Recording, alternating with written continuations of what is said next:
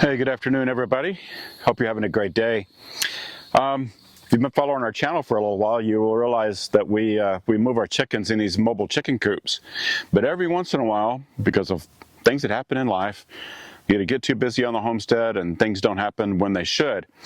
So our chickens actually got left in this spot where all this bare ground is for a while, and actually just too long. So you can see behind me we've got lots of lush green bahia grass everywhere.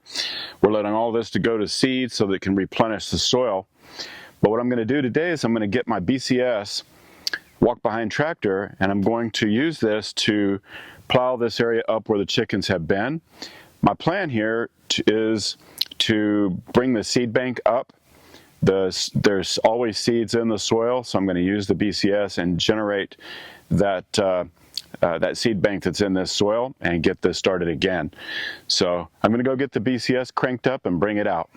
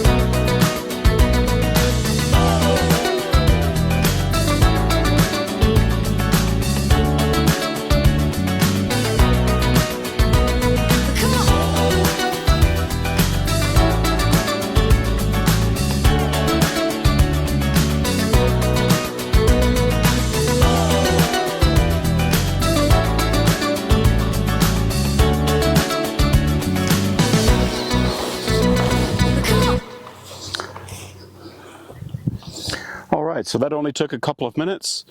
Just ran the BCS over that. It helped smooth and level everything out.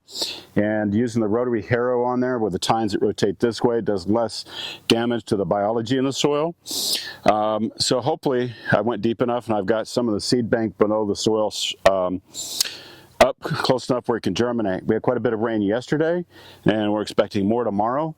But this afternoon it is super hot and super humid, so that's all of that's going to happen today. So hopefully you found those tips helpful. I'll see you next time. Bye-bye.